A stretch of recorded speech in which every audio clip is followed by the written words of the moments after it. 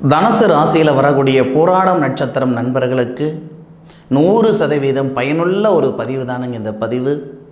போராடம் நட்சத்திரத்தில் பிறந்த நண்பர்கள் வழிபட வேண்டிய திருத்தலம் எந்த ஊரில் இருக்குது, போராடம் நட்சத்திரத்தில் பிறந்த நண்பர்களுடைய வாழ்க்கை எப்படி இருக்கும், வாழ்வாதாரம் எப்படி இருக்கும், முழுமையாக ஆதாரபூர்வமாக இந்த பதிவில் நம்ம பார்க்க போகிறோம். போராடம் நட்சத்திரம் அப்படின்றது தனுசு ராசியில் வரும் முழுமையான நட்சத்திரமும் கூட.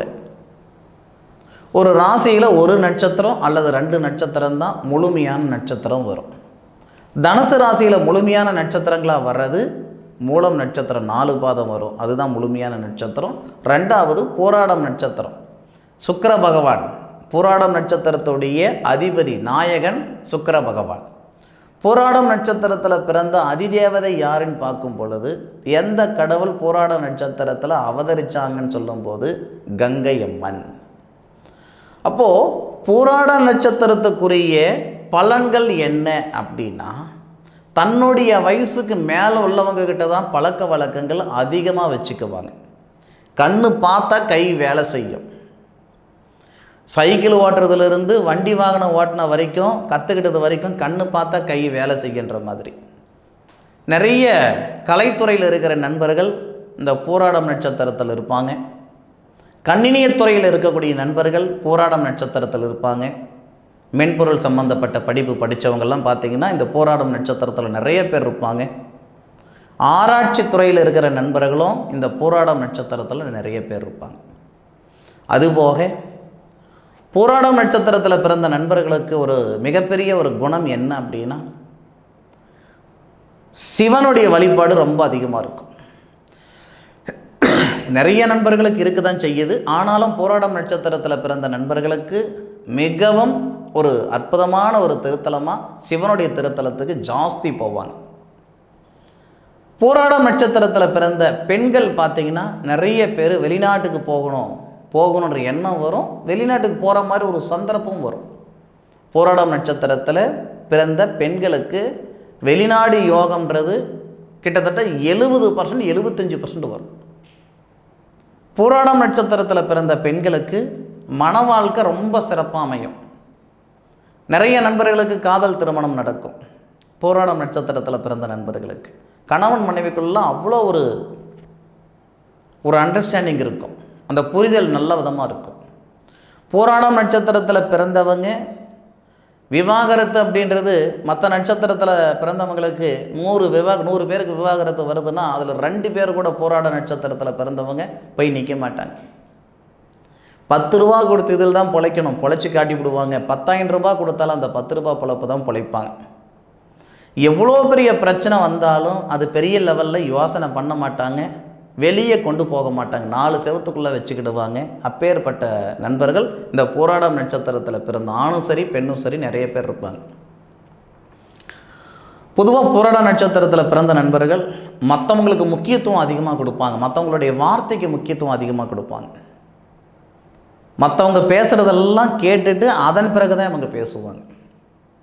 வேலை வாய்ப்பு எப்படி இருக்கும், நான் முதல்ல சொன்ன மாதிரி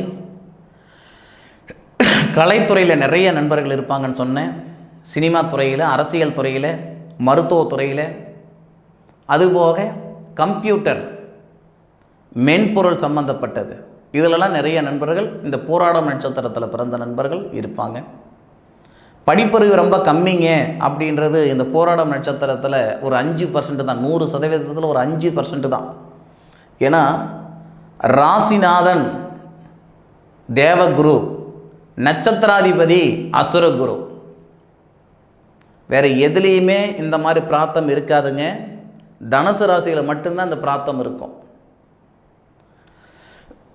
நட்சத்திரத்துக்கு அதிபதி அசுரகுரு, ராசிக்கு அதிபதி தேவகுரு. இந்த மாதிரி ஒரு அமைப்பு தனுசு ராசியில் போராடம் நட்சத்திர நண்பர்களுக்கு மட்டும்தான் இருக்கும். கையுங்காலோட வெளியே வந்தாலும் 4 காசு சம்பாரித்து சாதிப்பாங்க. சம்பாதிக்கிறதுன்றது எல்லாரும் தான் பண்ணுறோம், சாதிக்கிறது அப்படி கிடையாது. 100 பேர் சம்பாதிக்கிறாங்கன்னா அதில் ஒருத்தர் 2 பேர் தான் சாதிப்பாங்க. அதில் ஒருத்தர் 2 பேராக இந்த போராடம் நட்சத்திரத்தில் பிறந்த நண்பர்கள் வருவாங்க. சரி சார், போராடம் நட்சத்திரத்தில் பிறந்த நண்பர்கள் எந்த திருத்தலத்துக்கு போனால் நல்லா இருக்கும்? இந்த தமிழ்நாட்டிலேயே ஏன் இந்தியாவிலேயே ஒரே இடத்துல மட்டும்தான் இந்த திருத்தலம் இருக்குது. போராடம் நட்சத்திர நண்பர்கள் தன்னுடைய வாழ்நாளில் ஒரு முறையாவது இந்த திருத்தலத்துக்கு போயிட்டு வரணும். பிரார்த்தம் இருந்தால் தான் உங்களால் போக முடியும். ஒரு கோயிலுக்கு போகிறோம், ஒரு வேண்டுதலை வைக்கிறோம், அது நடந்துருச்சுன்னா அப்பத்துலேருந்து அந்த சாமி தான் நமக்கு அதிர்ஷ்ட தெய்வம் அப்படின்னு சொல்லுவோம். அது அதிர்ஷ்டம்ன்றது அதிர்ஷ்டத்துக்கு வர்றதும் போகிறது தான். ஆனால் நமக்குரிய தெய்வம் எந்த ஊரில் இருக்குது அப்படின்னா கிட்டத்தட்ட தஞ்சாவூர்லேருந்து திருவையார் போகிற பாதையில் இருக்குது. நிறைய நண்பர்களுக்கு தெரியாமல் இருக்கும். கடுவெளி அப்படின்னு ஒரு ஊர். கடுவெளி அப்படின்ற ஊரில் தான் ஆகாச புரீஸ்வரர், ஆகாச பூரீஸ்வரர், அதான் சரியான வார்த்தை, ஆகாச பூரீஸ்வரர் அப்படின்ற ஒரு திருத்தலம் கடுவெளி அப்படின்ற இடத்துல இருக்குது. அந்த கடுவெளின்றது எந்த ஊரில் இருக்குன்னா திருவையார். தஞ்சாவூர்லேருந்து திருவையார் போகிற பாதையில் தான் அந்த கடுவெளி அப்படின்ற ஊர் இருக்குது. அந்த ஊரில் இருக்குது. அங்கேருந்தே கிட்டத்தட்ட பார்த்திங்கன்னா உங்களுக்கு திருவையாறுலேருந்தே கல்லணை போகிற பாதை அது. தஞ்சாவூர்லேருந்து திருவையார் வரணும், திருவையாறுலேருந்து கல்லணை போகிற பாதையில் ஒரு 4 கிலோமீட்டரில் இருக்கும் கடுவெளி அப்படின்ற ஒரு கிராமம். அந்த கிராமத்தில் தான் இந்த ஆகாச பூரீஸ்வரர் அப்படின்ற ஒரு திருத்தலம் இருக்கும். அந்த திருத்தலத்துக்கு உங்களுடைய வாழ்நாளில் ஒரு முறையாவது நீங்கள் போயிட்டு வந்து பாருங்கள். உங்கள் வாழ்க்கை எப்படி இருக்குது, வாழ்வாதாரம் எப்படி இருக்குது, வாழக்கூடிய வாழ்க்கை, வாழ்ந்த வாழ்க்கை எல்லாத்துக்கும் ஒரு அர்த்தம் இருக்கும். நிச்சயம் நல்லது நடக்கும். போயிட்டு வந்து சொல்லுங்கள், உணர்ந்து சொல்லுங்கள். இந்த பதிவு நான் யூடியூப் சேனலில் கொடுக்குறேன் அப்படின்னா நீங்கள் போயிட்டு வந்ததுக்கப்புறம் 2 மாதம் கழித்து 3 மாதம் கழித்து ஞாபகம் வச்சுருந்து அப்போ சொல்லுங்கள் கமெண்ட்டில். போயிட்டு வந்ததுக்கப்புறம் நிறைவு இருந்தது, நிறைவு இல்லைன்ட்டு. நிச்சயமாக தனுசு ராசியில் வரக்கூடிய போராடம் நட்சத்திரத்தில் பிறந்த நண்பர்களுக்கு இது ஒரு பயனுள்ள ஒரு பதிவாக இருக்குன்னு நான் நம்புகிறேனுங்க. மீண்டும் அடுத்த ஒரு அற்புதமான தருணத்தில் உங்கள் அனைவரையும் சந்திக்கும் வரை உங்களிடமிருந்து விடைபெறுவது உங்கள் வீட்டு ஜோதிட நண்பனான மா காளிதாஸ் மணிகண்டன். திருச்சிற்றம்பலம். வாழ்க வையகம், வாழ்க வளமுடன்.